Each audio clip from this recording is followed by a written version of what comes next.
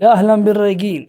العيد بدأ وخلص، واحنا ما عملناش فيديوهات وكنا مقصرين معاكم في رمضان، بس الواحد كان تعبان قوي. يعني في رمضان كان يصحى ينام، ده اللي كنت اعمله، ونزلت لكم بس كم فيديو، ولكن انا كنت بجهز لكم لدوره تبع الايفون عشان السرقه. هالموضوعنا مش موضوعنا. السلام عليكم، ازيكم يا رايقين؟ دلوقتي هنبدا فيديو جديد وحلقه جديده. قبل ننزل التحديث جديد؟ لا، والحمد لله الحمد لله قبل ما نزلتش تحديث جديد اصلا. احنا مش عايزين تحديثات يا عم، بس بتحضر لتحديث هيبقى حجمه 11 جيجا. شوف عدد المساحات اللي انت عايزها في الايفون. انت هتشتري لك ايفون جديد عشان خاطر المساحه بس؟ والله شكلنا انا هعمل ابجريد للي معايا ده عشان خاطر المساحه. عمالين نهري كثير، ما قلناش الموضوع بتاعنا. احنا ندخل في الموضوع ونقول بسم الله. نخش في الموضوع على طول، نخش في الموضوع.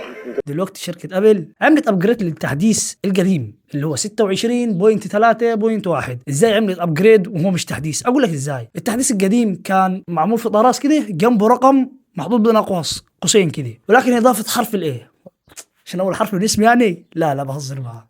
حرف الاي ده بيقفل ثغره امنيه كانت في التحديث اللي انا قلت لك عليه من شويه. انت لو مش متابع عبد الله في الايفون فانت فايتك كتير. بس كده بس كده، حلقه النهارده.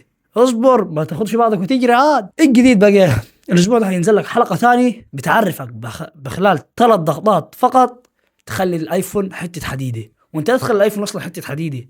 واحد صاحبك تصور صوره عاوز يشوفها، وانت عندك خصوصيه في الجاليري لسه ما خطيتهاش، مثلا في الهيدن او اي حاجه انت خفيها. يعني مثلا دلوقتي تعمل ايه الحل؟ هل هتخش تحط مخفي وترجع ثاني؟ لا، 3 ضغطات التليفون هيثبت على الصوره اللي انت وريتها لصاحبك. بس وازاي تفعلها وازاي تلغيها ده موضوع حلقتنا الحلقه الجايه ان شاء الله. فتاكد انك مفعل زر الجرس عشان توصل لك الحلقه الجايه، وتاكد انك عامل لايك عشان الفيديو يوصل لغيرك ولغيرك ولغيرك ان شاء الله. بس في نهايه الفيديو صلى على حبيبي وحبيبك عليه افضل الصلاه والسلام. اسيبكم في رعايه الله يا رايقين. سلام.